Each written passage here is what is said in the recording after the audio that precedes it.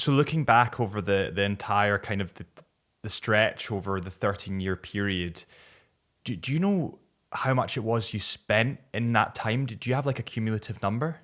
I think it transpires that I transacted about £2 million worth of bets online. Welcome back, ladies and gentlemen, to the podcast. Today we are talking about something a little bit more serious, something that's definitely prevalent in society nowadays. We're talking about gambling, but specifically, we're talking about gambling addiction. On the podcast today, we have Patrick Foster. Now, Patrick Foster is an ex-gambling addict who was addicted for 13 years. And in this podcast, he describes the deterioration of his life over that course, over that 13 years. And honestly, this is one of the most insane, unbelievable stories that I've heard on the podcast for a very long time. Before we start this podcast, if you can do me a huge favor and hit that like button, subscribe button, 5-star button, whatever it is, wherever you are, I'd really appreciate it. It honestly helps more than you know, and the more likes and subscribes and all that kind of stuff we can get, the more incredible guests we can get on the podcast. My name is Harrison Brown, and this is the Into the Mind podcast. If you're watching or listening, I hope this helps. Private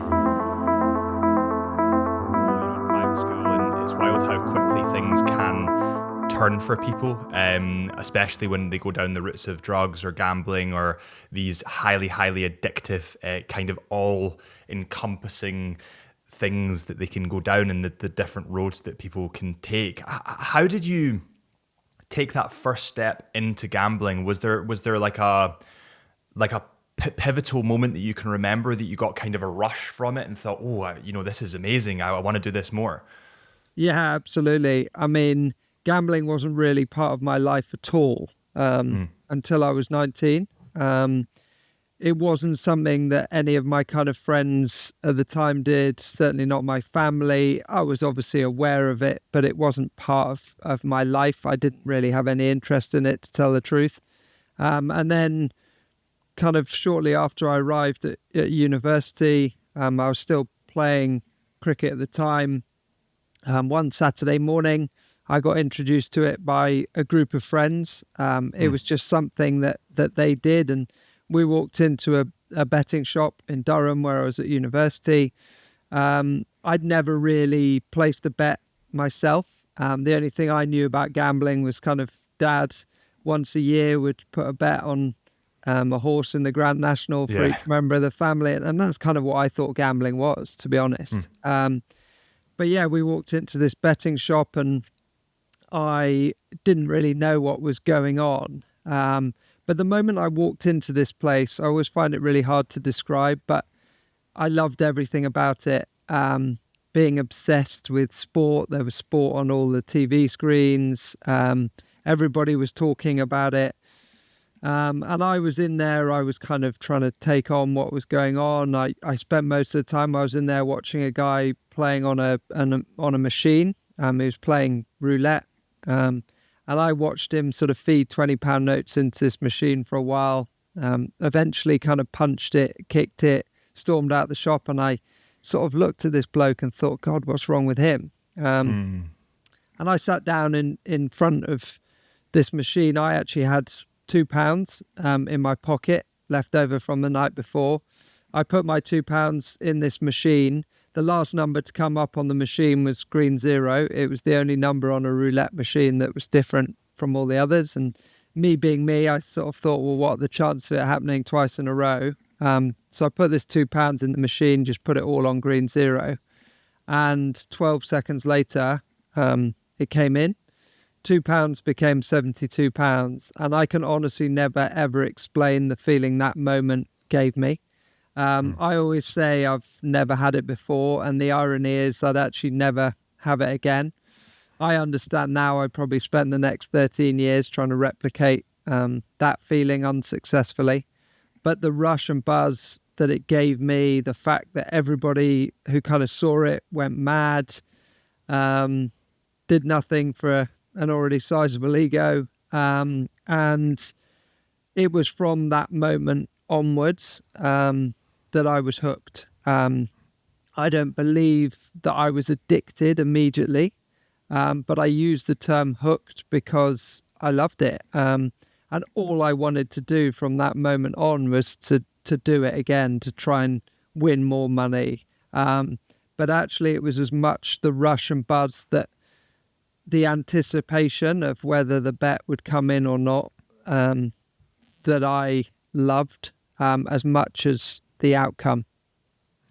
Well, yeah. And do you think you got a sense of like validation the same as sports from it? You know, when you do something really good in a game of cricket, the crowd will go mad and everyone will stand up and you'll get that kind of ovation. Do you think it's the same kind of process, the same dopamine receptors that it was maybe attaching itself to? Yeah, absolutely. I mean, I think at the time I was still playing high level cricket. And I never realized it until actually cricket didn't work out.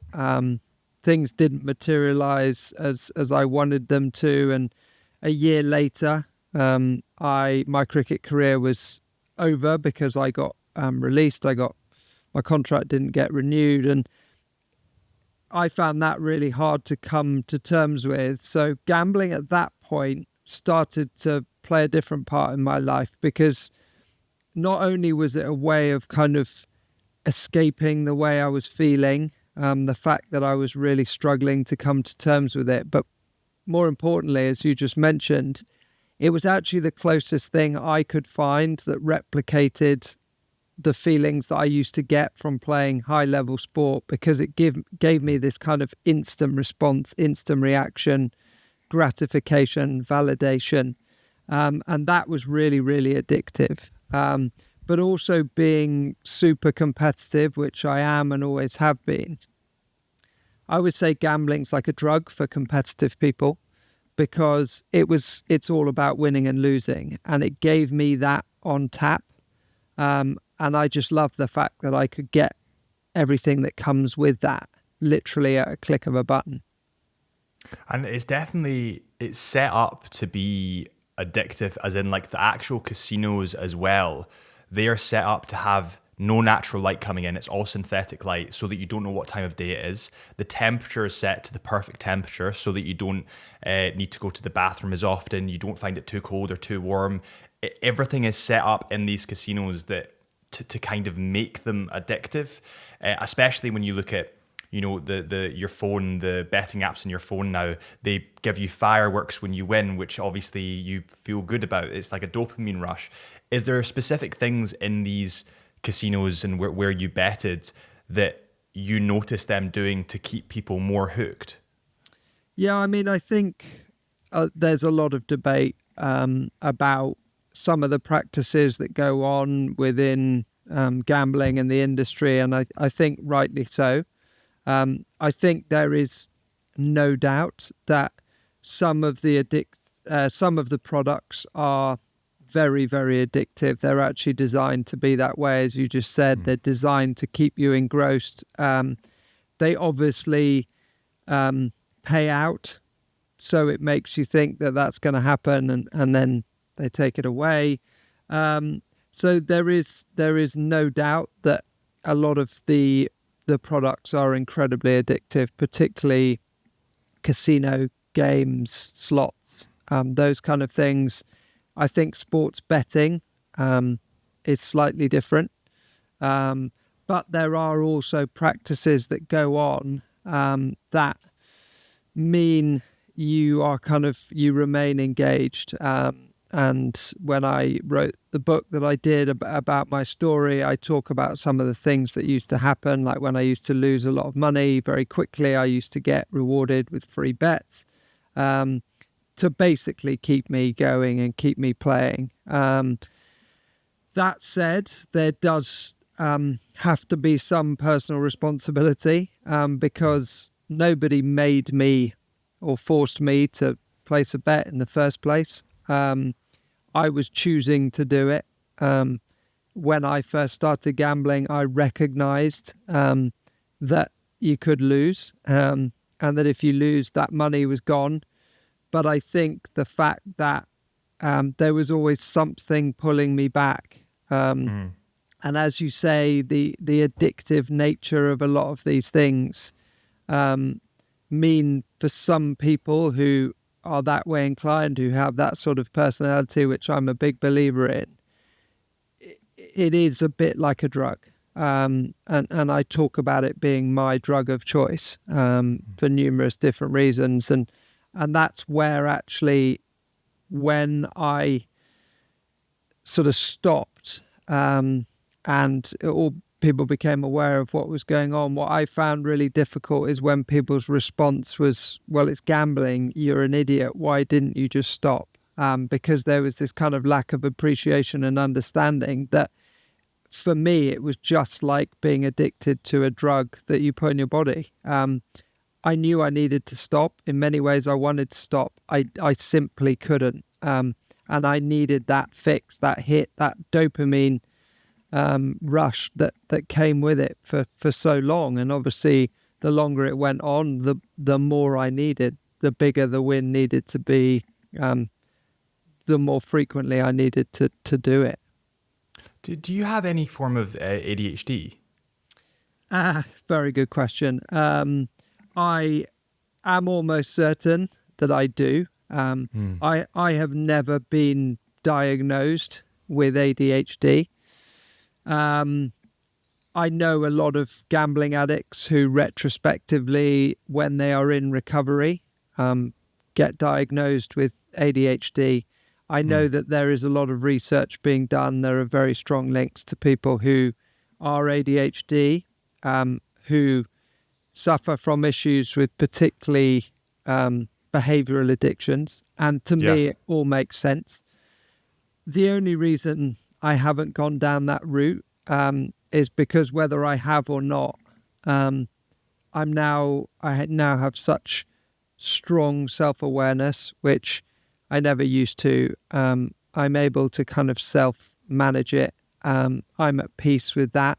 And I never want, and I've got to be careful what I say here, but I never want it to be an excuse. And that's probably not the right word, but I think people listening will know what I mean. If I am diagnosed with ADHD, I can then turn around and say, oh, well, it was my ADHD that caused all the issues. For me, I think in my own personal recovery, that would be counterproductive the way I am.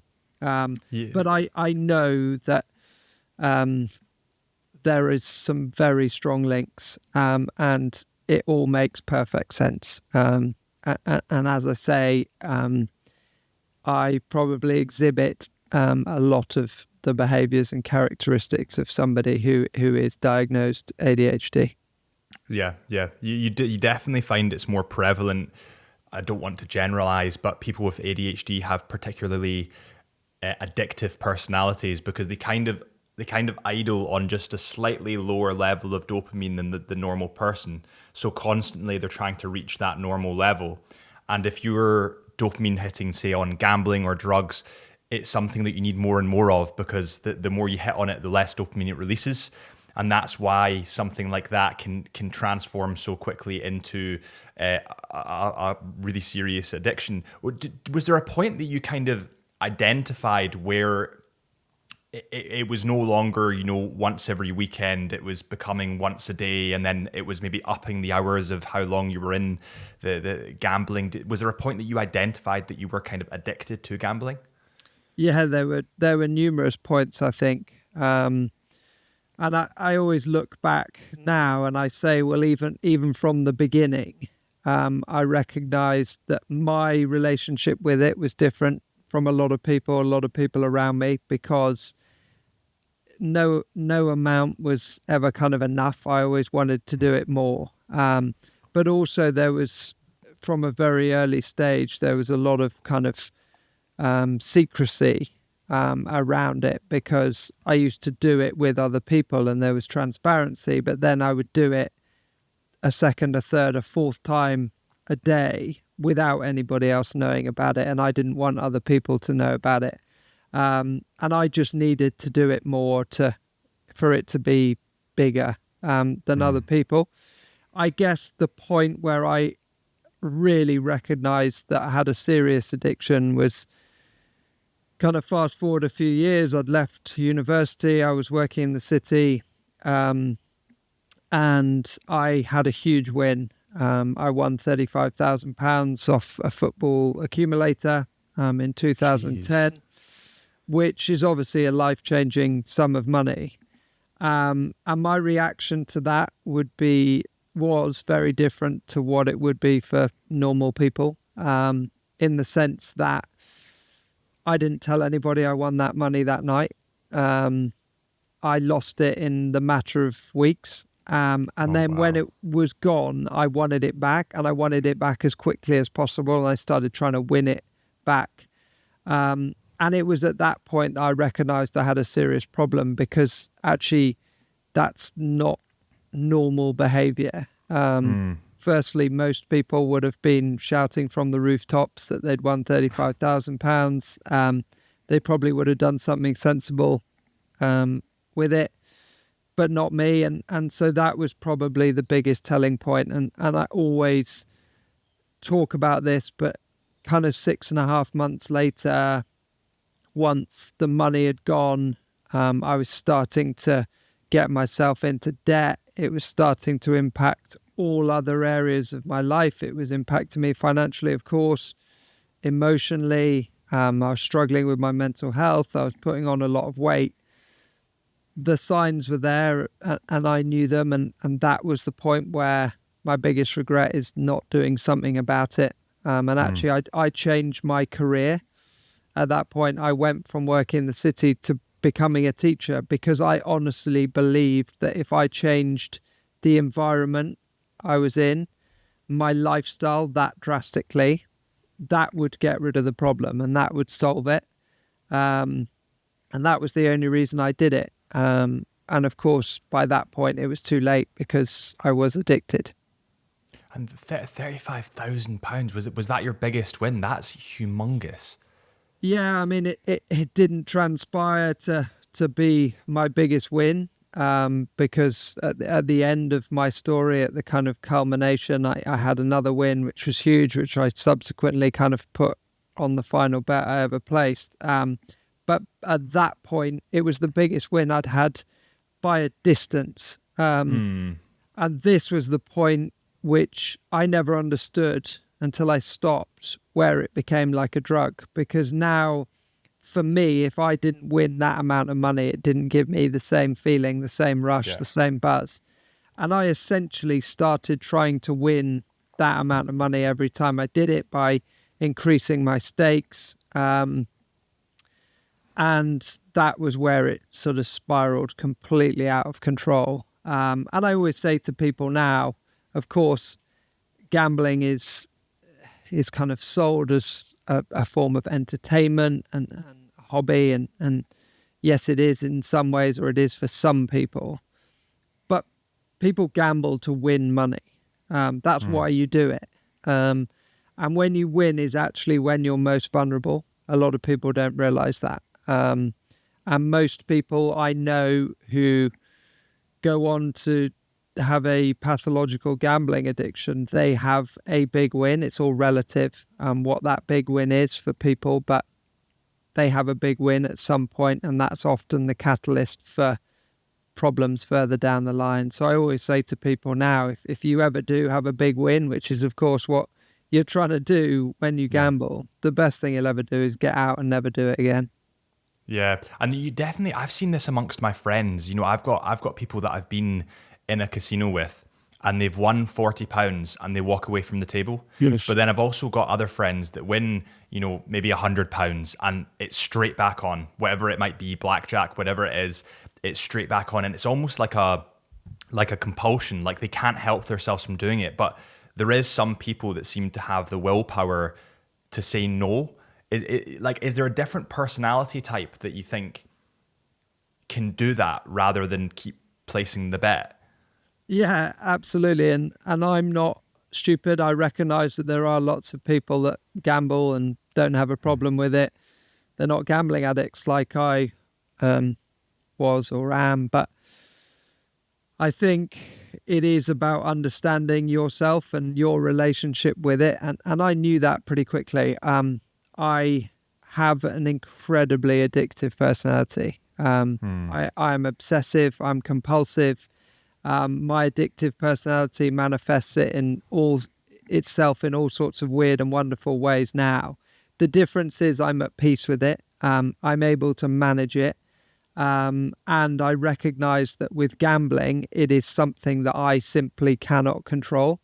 And I wish I was one of those people that could put a £5 bet on the football every weekend. And if it wins, I win that money. I spend it on something nice. If it loses, it's money I can afford to lose, and I move on, but I don't try and win it back as quickly as possible. And I've got lots of people around me that can have that relationship with gambling. I just simply can't. And so I don't know what it exactly is that differentiates somebody from being that kind of person or not. But there is a very big difference, and you're absolutely right. There are people who are like that, and I certainly was the opposite. Yeah, I think I would be the same. I think I would be continuing on, to be honest. I've got ADHD, so I think that things that give me that dopamine rush, whether it's a lot of it's to do with my work at the moment, but whether that's, out on a night out, drinking or whatever, I'll take it kind of to the extreme. I can't really stop. And I think through kind of teaching and through the podcast, actually, we've had some professionals on and they've been like, yeah, it's probably ADHD that's making you kind of compulsive in that way, to kind of keep dopamine hitting. Is there a point where, so you were within cricket, you then went into gambling, and you said that you changed your life and you went into teaching to try and change the environment. Can you talk me through that? What kind of happened in that transition? Yeah, so in 2011, after I'd won this money, lost it, started to get myself into debt, started to develop other very unhealthy habits and kind of coping strategies with a lot of the feelings that came with it, like embarrassment, shame, guilt, stupidity.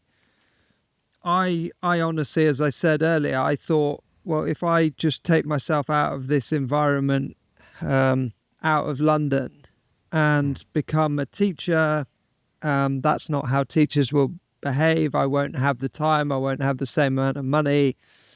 That will get rid of the problem. And I am strong enough, in inverted commas, to deal with this myself.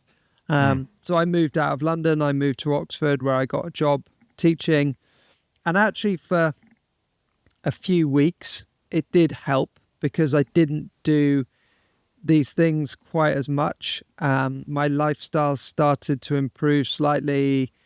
My mental health was in a much better place. And it was at that point that I kind of thought, I've solved the problem. But then actually other things started to go wrong in my life, not just gambling. And the problem, I believe, with an addiction is that when you're faced with difficulty, a challenge or adversity, you run away and you escape to what feels to you like a safe place, which other people simply can't understand, but it's actually the most dangerous place you can be. And gambling for me was so addictive because when I was wrapped up in that world, when I was betting on a horse race, spinning a roulette wheel, playing on a slot machine, I didn't have to think about anything else. I didn't have to engage with reality, and that was so addictive. When I didn't like all those feelings and the emotions when I wasn't doing it. And so I just escaped to that place all the time. Just like I believe that alcoholics, when they're drinking, it gives them that feeling. And so they want to be in that state all the time. Yeah. And how did that transpire through the kind of the schooling career, being a teacher? Did it get to a point where you had to leave that position, or how did that kind of go? Yeah, I mean, for a long time, I was incredibly good at hiding it. I actually continued, it's hard for people to believe, but I continued to be a pretty good teacher. I think I was reasonably successful in that career for the time that I was doing it. But what a lot of people didn't realize is what was going on in the background and the toll that was taking on me, because it was exhausting. I was kind of waking up every day and I was putting on this mask. I'd go into school, I'd do my job as if everything was fine and everything was great. And then I'd go home at night and I wouldn't go to sleep. And it would just take its toll, and cracks started to appear. But not just that, because my life was unraveling in so many different ways, but financially particularly. And obviously money's stressful, and I don't particularly like money, but you need it. And I didn't have any. And over time, once I'd exhausted basically every avenue, so to speak, to get money or borrow money without thinking about the consequences, I then, out of desperation, started to essentially abuse my position as a teacher, because I started to approach people connected to the school for money. And that would eventually cost me my career. And I think that is the thing for a lot of addicts, particularly gambling addicts, is your job is something that you can often continue to do. But at some point, I believe that will get compromised as well, whether that's stealing from employers like so many people end up doing, or whether it just gets to the point where, because of everything else that's going on, you can't do your job properly. You end up losing it one way or another. But for me, it was quite a unique situation. And so eventually, rightly so, people became aware of what was going on, and I got found out. And it was actually that point, it was like a perfect storm for me, because it was at that point where I knew I was going to lose my job. I was potentially facing criminal convictions. I had no money. I was going to lose my house. That it all came to a head, and that was my rock bottom, so to speak.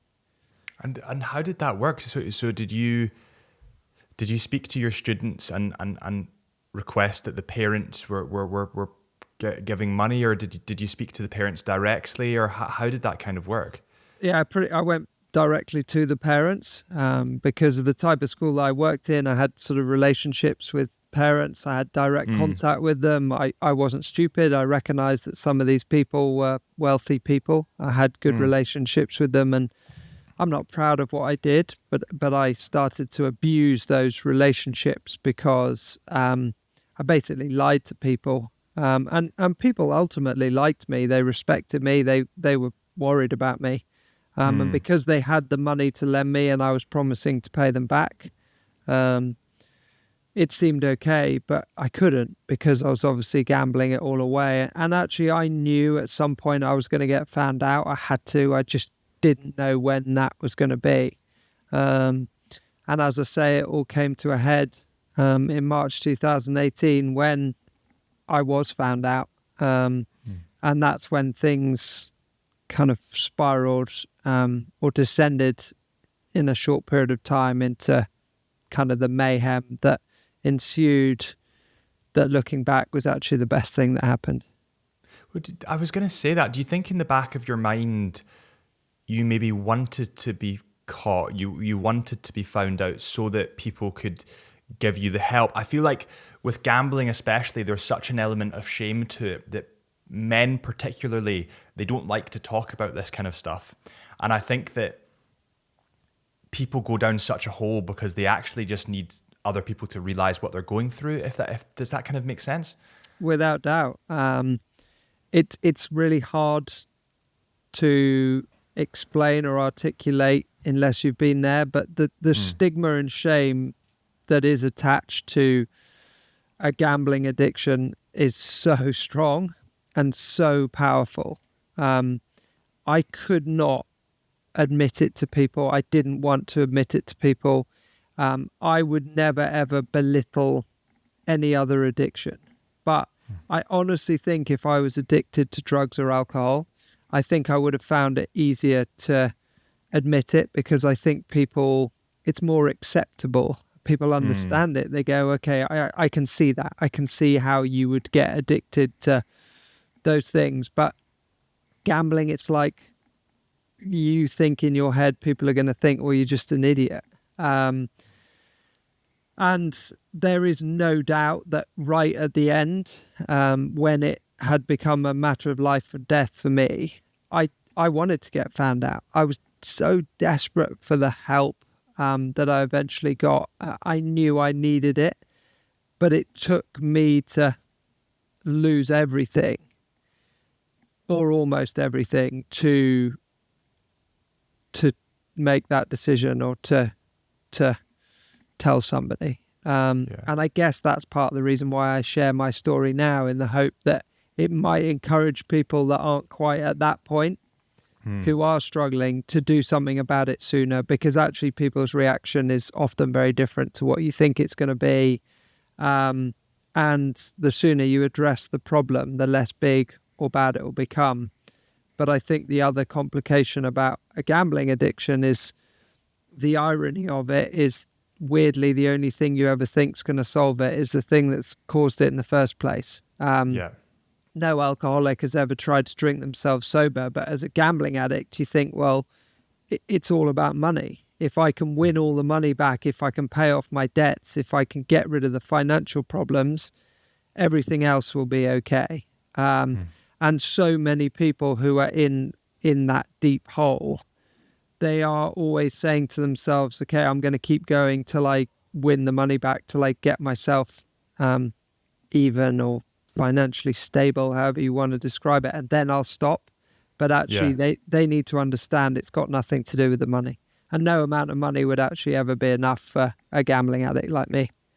Yeah. And so you've gone through this point with the students at the school, and the school kind of finding out about this habit, the gambling addiction. And then did you continue placing bets after that, or was that the point that you kind of everything came to a head? Yeah, well, I knew at that point that I was going to lose my house. There was no way I could carry on living. My house came with the school, the job that I did. So if I lost my job, there was no way I was going to continue living in my house with my girlfriend. So I knew I was going to lose my house. I knew I was going to lose my job. There was no way I could carry on being a teacher at that school, let alone... there's no way I could continue being a teacher, let alone at that school. And I knew, or I thought, I would face criminal convictions because I'd been keeping all this secret. So only I knew I'd committed fraud to a degree, theft, I'd stolen money off people and other things, and forgery. I'd forged signatures on contracts that I'd signed to borrow money off people. And so I genuinely thought I would end up in prison.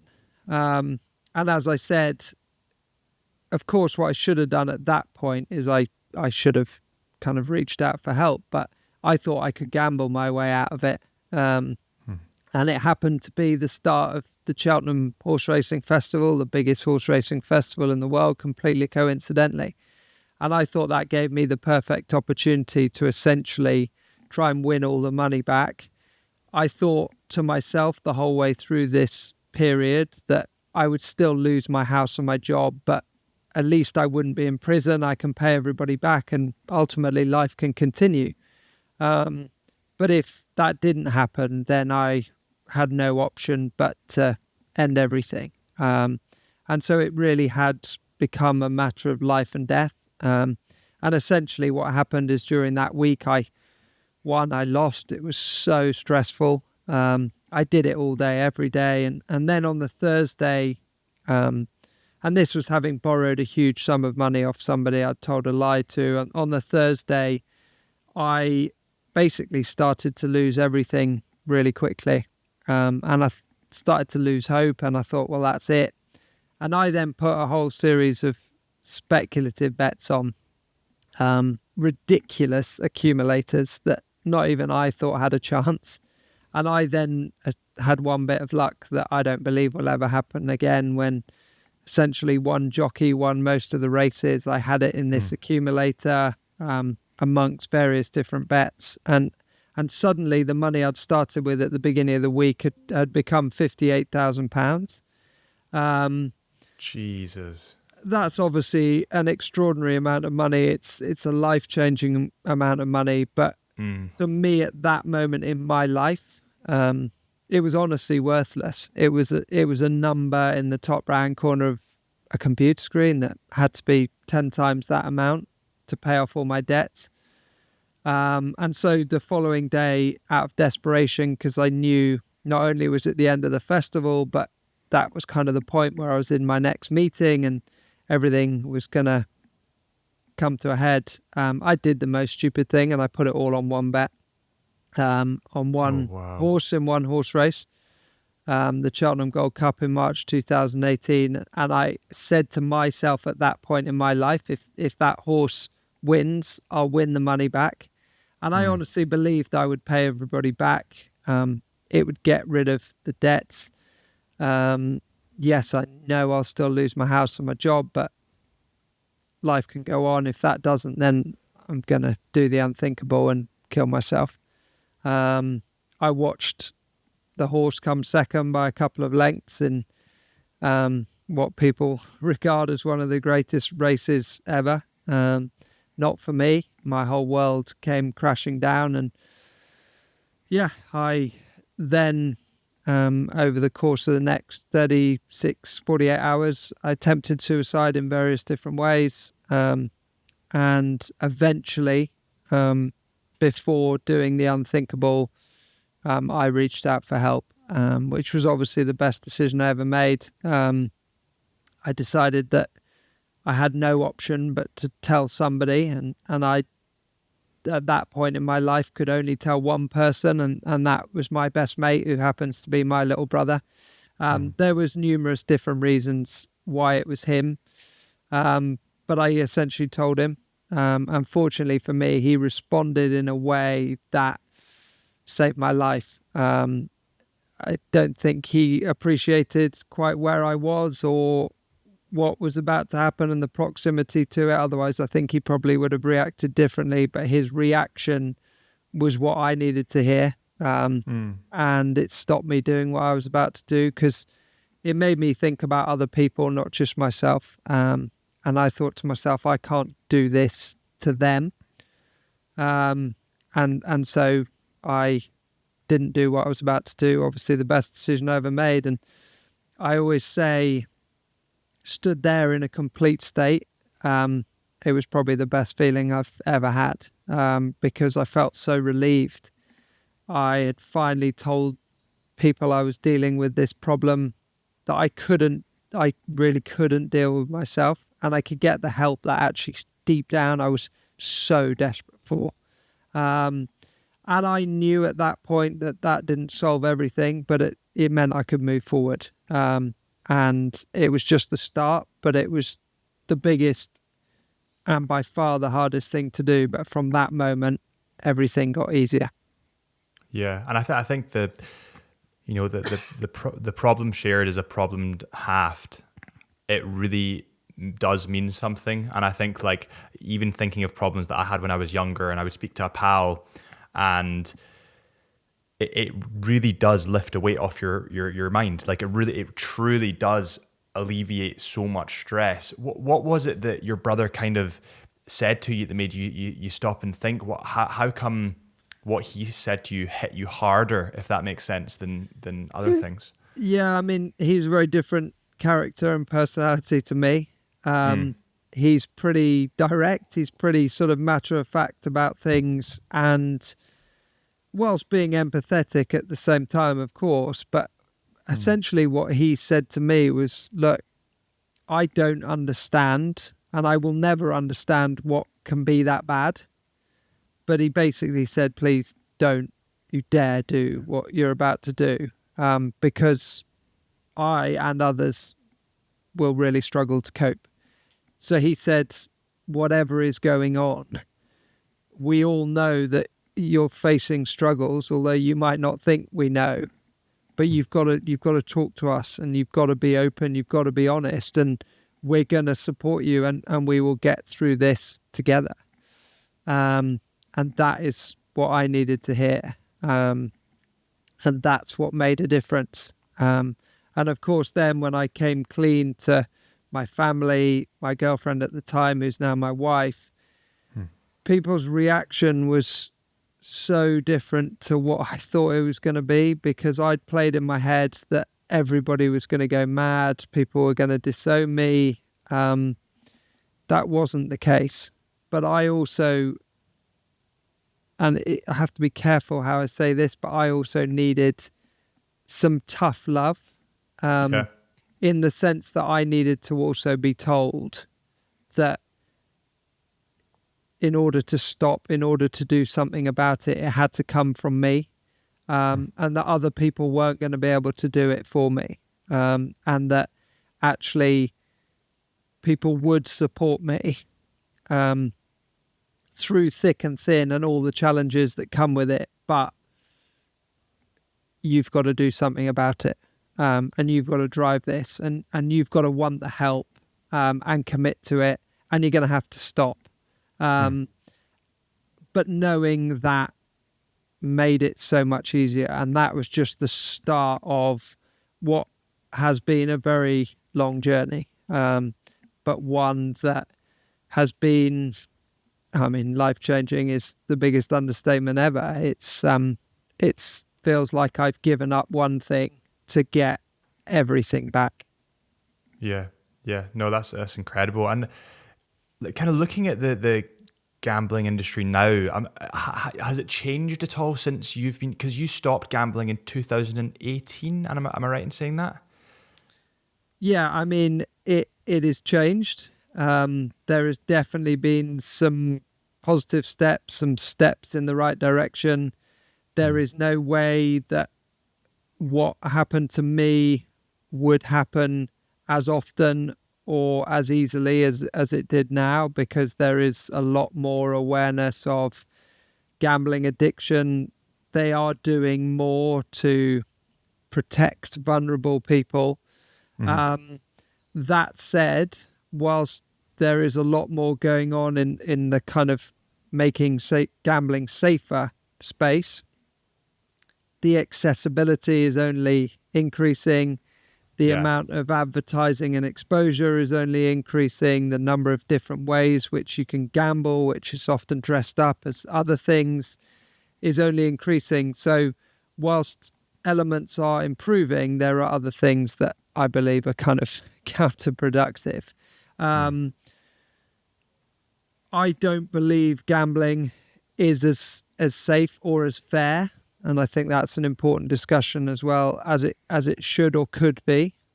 But I do think that there have been improvements made, and there is far greater awareness and understanding of gambling addiction, and the need to ensure that there is more social responsibility that there once was. I am not anti-gambling. I recognize, as I've said already, that there are people who do it who don't have a problem with it. But the more that can be done to prevent people going through what I did, yes, it's a small minority of people, but those people are important. And I don't believe in any industry there should be practice where you take advantage of vulnerable people or you reward the biggest losers. And so there has definitely been some improvements, but there is still a hell of a long way to go. And the industry still hold all the cards, because they've got all the money, they've got all the power. There are three really important cogs in this space. One is the individual. There has to be some personal responsibility. You can't just blame the industry. Addiction starts with a choice.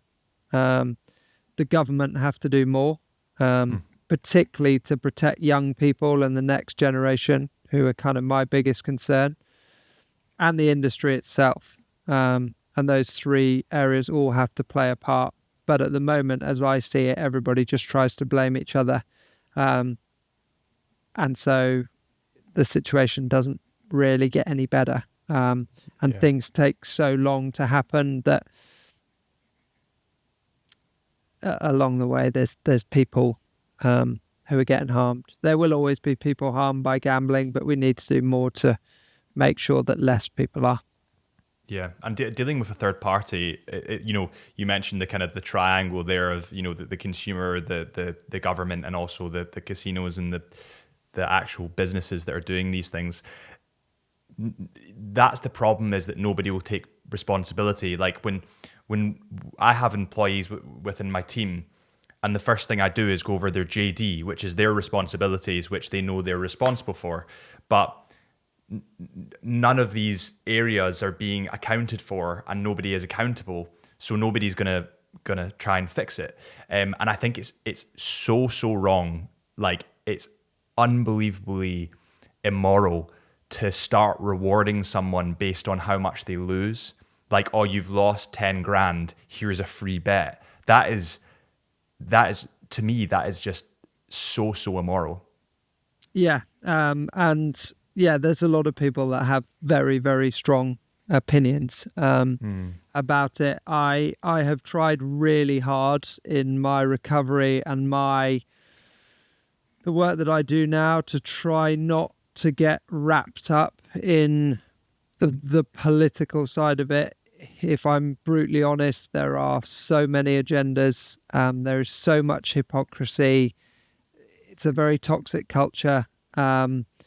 And I find it exhausting and quite stressful. I try not to think about it too much. So I focus on trying to help individuals or prevent people going down that route in the first place. But there is very definitely more that could and should be done. But I also recognize in all this that it's not one size fits all either. And I've never been a campaigner. It would be like being an alcoholic and trying to shut down every pub. It's never going to happen. But what I do have a fundamental problem with is there are people losing their lives through suicide as a result of gambling. One life lost is too many. So therefore, everybody should be doing what they can to prevent it. But money makes the world go round, sadly, and for too many people, that is the focus or the priority. And for as long as that's the case, we're going to have problems. And you mentioned there the aspects of fairness, and it kind of brings me onto a point that I've seen discussed in lots of other podcasts, especially with like Dana White, who owns the UFC, and people like that are humongous spenders. I mean, you're talking multi millions, and they win a massive hand, and all of a sudden the casino just bans them, and you're kind of thinking like, well, they didn't cheat, and they, just because they kind of played your game and won, you're banning them from the casino. Like, is there an element of kind of trickery that goes on here? I know that, it's very you can't really cheat in a casino, but even if you win big now, they seem to just be banning you. Like, what's the kind of the inside scoop there?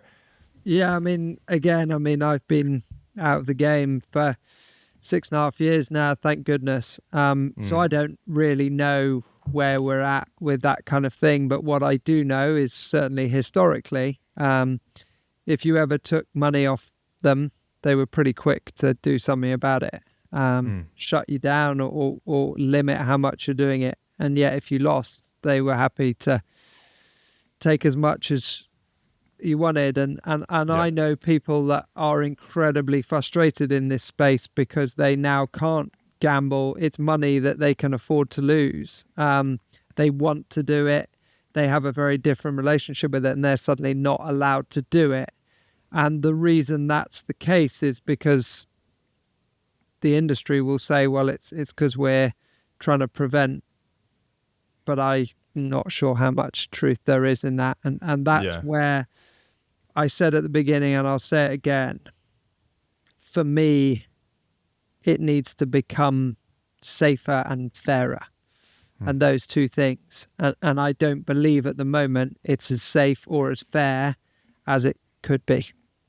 Yeah, yeah. And what are your, I know that we discussed like really briefly there, the kind of the younger generation growing up and the use of kind of mobile phones and these Bet365 and all that kind of stuff, the apps that are coming out. What are your opinions on them? Like, did you used to use an app, or did you just go straight to the bookies kind of thing?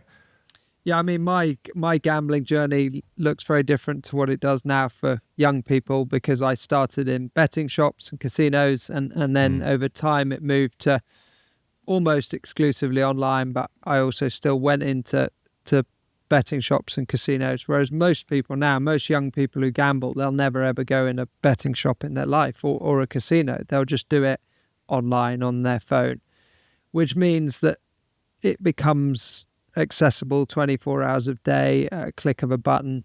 And so that in itself, I believe, is a bit of a problem, and it kind of promotes this kind of secrecy element as well, or allows people to hide it a lot more easily, a lot more easy than you used to be able to. My biggest concern with the next generation is two things. Three things. One is the accessibility, which I just mentioned. The second is the exposure that they have to it. There are way too many gambling adverts. I don't believe that gambling adverts are the reason why all people gamble. But what I do know is that we've reached saturation point with regards to these adverts, and it's now become so normalized to young people who aren't legally allowed to do it. Some of the advertising is predatory in its nature, in the fact that they offer you free bets and these offers to open up accounts in the hope that you might engage. So that's another huge concern with young people. I do a lot of work in the education system, and I know now that a lot of young people are gambling when they're not legally allowed to do it. And I strongly believe that's because of the normalization of it, the fact that they're exposed to it. There's so many adverts, but also the kind of hidden element of all this that seems to not enter the discussion enough, and in my opinion gets away with it, is actually the online video gaming industry. Because I believe that a lot of the things that are built into these video games, things like packs, loot boxes, skin betting, these things that young people now are engaging with so much that they're spending huge amounts of money on, these are actually, in my opinion, forms of gambling. And they're normalizing this type of behavior, but they're deemed to be acceptable. And young people don't understand the links between the two, and how one can very definitely be a gateway into the other. There is nothing stopping a young person spending an infinite amount of time or money on a video game, yet gambling is, yes, not as perhaps it should be, but it is regulated. And there are controls in place. But actually, for young people who are engaging with these types of behavior at a very young age, there's nothing. Parents are ignorant through no fault of their own, because these things didn't exist when they were younger. They didn't have the same accessibility. And so that world is going to cause huge amounts of problems, and has to form part of this discussion going forward when it's about protecting the next generation. And that to me is terrifying. I would agree. And I actually remember there was an app, I'm not sure if you remember this, but it's called Clash of Clans.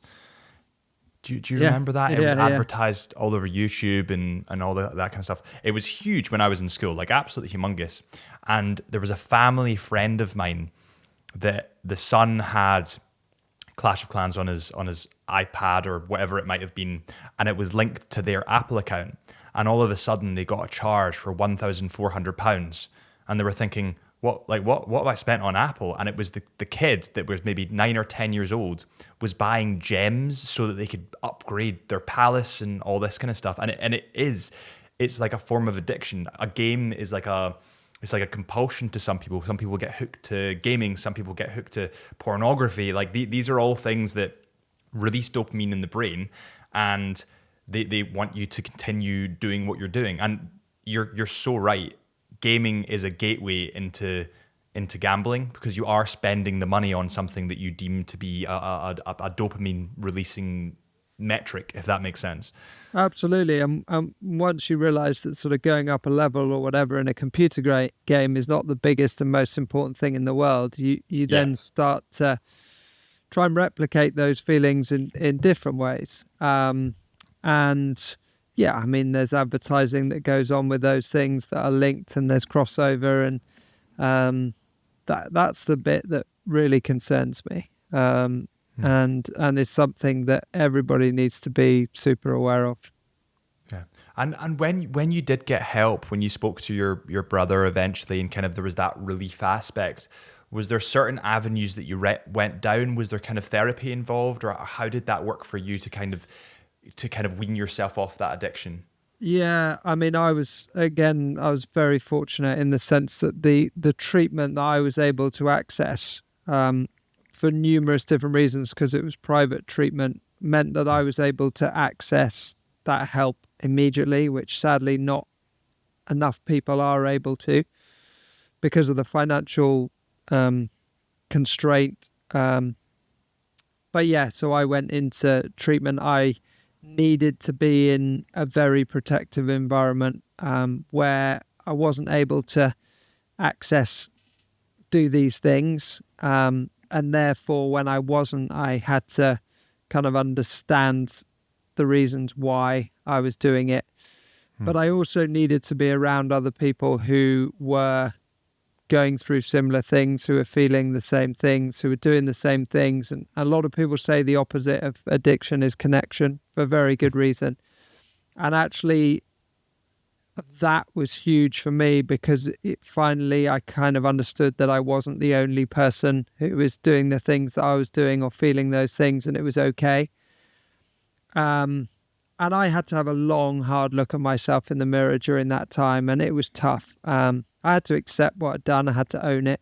But the most important thing actually was understanding my addiction. And those few months of therapy, counseling, all sorts of different forms of treatment allowed me to stand on my own 2 feet again, have that self-awareness, and gave me the ability to make good, rational decisions again. But I always say to people that actually there is no quick fix. I wanted a quick fix. I'm that type of person. I wanted to go into rehab or treatment, however you want to describe it, and walk out however long later and be cured, never have to worry about it again. One of the biggest things for me was to realize that actually that was never going to be the case, and this was something that I was going to deal with every day for the rest of my life. And I'm at peace with that. And every day that goes by, it gets easier. And I'm able to navigate the challenges that life throws at all of us a lot better than I used to, without relying on addictive substances and behaviors. But that journey is an ongoing one. And you take a few steps forward and sometimes a few steps back, but it's all part of the process. And it's an important part of the process. And do you drink alcohol at all, or was it kind of a total, substance ban? I know one of my friends specifically that he had a drug habit, and he needed to stop everything, because as soon as he had a drink, he would go straight to the drug, or as soon as he had this, he would go straight for the drug. So he needed to dissociate himself from that entirely. Is that kind of the same as you? Yes and no. I don't do some of the things that I used to. When I was in treatment, I gave up everything. I gave up alcohol for 9 months because I had a very unhealthy relationship with alcohol throughout my gambling addiction. And I needed to ensure that I didn't stop gambling and just turn to drink. I gave it up for 9 months to prove to myself that I wasn't addicted to gambling. I drink now, but I drink in a very different way to what I used to. I don't drink nearly as much. I drink for the right reasons, in the sense that it's something that's social for me. It's something that's enjoyable. I don't do it in isolation. I don't have a drink because I'm feeling crap or I've had a bad day. I drink because I want to have a drink. I can take it or leave it. Yeah. So it's very different, I believe, but I do have to be really careful with my relationship with it. And there are times where I recognize that because I am that kind of all or nothing type person, there are times where I think, oh my word, like you need to stop. But the difference is I am able to. So I'm now super aware of kind of all different manifestations of addiction. I exercise obsessively. Yeah. And that's great. And it's seen as like a really positive and healthy thing, which it is, because it benefits my mental health massively and in turn my physical health. But I also still have to be really careful about my relationship with that, because it drives my wife mad, because she knows what I'm like. And if I don't run or exercise one day, and it's important sometimes you don't because your body needs to rest and recover, I'll panic, or I'll say I really need to do something. I'll get stressed. And so it's about managing it. But there are very definite ways that you can channel your addictive personality in more positive ways. Work is, I think you mentioned it earlier, work is something else. But again, you have to be really careful that you're not overworking or working too hard, because whilst that might seem great, actually it's very unhealthy and counterproductive. So it's a very complicated thing, and it's quite a wild world that I navigate every day, and other people don't necessarily understand it. They don't realize how much of a battle it is. People think, oh, he's not gambling anymore, he's great. And I am in many ways, but my addiction is a constant battle. But one I'm able to sort of fight a lot better than I once was. Oh, that's great. That's great to hear as well. And so looking back over the entire kind of the stretch over the 13-year period, do you know how much it was you spent in that time? Did you have like a cumulative number? Yeah, again, I try not to talk too much about money, because it doesn't matter how much money you lose or spend. It's all relative. What can seem an extraordinary amount of money to some people might be nothing to other people. It's about the wider impact it has. That said, over the course of that period of time, obviously I was able to look through a lot of my accounts and get all that information. I think it transpires that I transacted about £2 million worth of bets online. That's obviously not, I didn't lose £2 million. That's winning, that's losing. That was probably the amount staked. I had 76 different online accounts. So the numbers were extraordinary. When it all came to a head, I believed I had about £500,000 worth of debt that was consolidated to about £250,000 worth of debt once things like interest rates had been frozen and all these things. So the numbers were huge. The numbers were terrifying, and on a much bigger scale than most people. But anybody who's listening, I think it's really important to reiterate that it's not about how big. Big isn't worse, because for some people, actually, they might only be in a few £1,000s worth of debt, but that to them might be a huge amount of money. It might be causing them to feel depressed, suicidal, whatever it might be. So it's not about the money, it's about the impact. And actually, money's money. The wider impacts my addiction had on me, the relationships I lost, the time I'll never get back, the opportunities I let go, the impact that it had on my relationships and family is way worse than any money I ever lost. And it's not and never just a financial problem. Yeah. And then looking into the future, I mean, I know that you're the founder of Game Ed. So what is your take on that, and what's the kind of goal with that?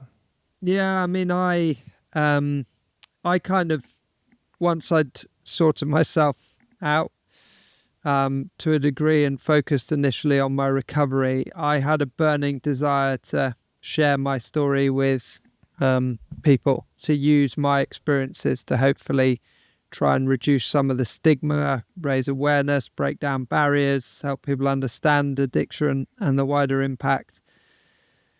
And I've been doing that for the last few years, initially for an organization that specialized in reducing gambling-related harm, and then more recently on my own, which focuses on kind of gambling, gaming, addiction and mental health more holistically, particularly with young people, but also with companies and businesses and any organizations really, because it's relevant to all. And I've been doing that in the hope that it might help a few people, whether they're going through it or prevent them from doing it in the first place. And it's been an amazing journey. It's been selfishly great for me and hopefully good for other people and had an impact. But I'm also acutely aware that it's not a forever job. I don't want to spend the rest of my life sharing my story. It's emotionally exhausting. Yeah. Although it does have its positives. But also I don't want gambling and my addiction to define my life. It consumed me for 13 years. It's consumed me for the last 6.5, because it's what I talk about on a day-to-day basis, and it's hopefully helped loads of people. But there is going to come a point in the not too distant future where I think to myself, do you know what? Hopefully I've had a positive impact on people, but I want to move on. I want a new challenge, and I don't want to spend every day talking about it. That said, I will always shout from the rooftops about mental health, about the importance of talking, about looking after yourself, about self-awareness, and never shy away or be embarrassed of my past. I wish I could change it, but I can't. I can only change the future. What that looks like, I don't know. But it's been a kind of wild journey, and there are chapters in life, and yeah, it's who knows, but it's been great to be able to do that. Obviously wrote a book in 2022 which got published, which isn't going to go anywhere, so people can access my story and my past even if I stop speaking every day. So yeah, it's exciting. Amazing. And mate, I think it is so beneficial to hear people talking about either these addictions or mental health issues. We've had people on the podcast talk about anorexia, various different issues. And I think it does really help spread the awareness, but also take the shame out of it. People hear these stories and they think, oh, I didn't realize that anybody else went through this. I thought it was just me. And it seriously does take the shame out of it. So I just want to thank you so much for kind of taking the time and talking to me and talking through that. And hopefully people listening can get a better understanding for how that can kind of happen, and it raises the profile and awareness of it. Where can people find you if they want to find you? Are you a big social media guy, or are you not really interested? Yeah, no, I am probably less so now than I was, but I am on social media. I'm on Twitter. I'm at Patrick Foster02, at Patch Foster on Instagram. I've got my website, which is gam-ed.com. My book is Might Bite, The Secret Life of a Gambling Addict, which is available in all good bookstores, as they say, but also on Amazon. If I can help anybody directly, then do reach out to me. I'm always trying to help individuals as much as raise greater awareness. And as you said, I think so often people are in these situations and they're not doing anything about it because they feel like they're alone. I can assure you, you're most definitely not alone. But also, as hard as you try, it's impossible to deal with these issues yourself. And you used the phrase, a problem shared is a problem halved. It's a motto that I live my life now by. And talking it's hard for some people. It was hard for me, but it's so powerful. And when you do share, you do feel better. The problem doesn't go away, but it definitely helps. And I also think that it's really important, if you are around addiction or you are around people who are struggling with their mental health, to understand that that's really hard too. Because I talk to a lot of people that have children or loved ones who are going through addiction, whether it's gambling or anything, and they want nothing more than the person to get help or get better, and it has to come from them. But it's so important that you protect yourself and look after yourself as well, because everybody always focuses on the person who's struggling. It's a struggle for those around it too. Oh, absolutely. Well, listen, thank you so much, mate. I really appreciate it. And I'll get you on Instagram just after this. I'll follow you on Instagram as well. Cool. Well, thanks so much for having me. It's been awesome chatting to you, and keep up the great work in raising awareness of all sorts of issues. It's really cool that you're doing that.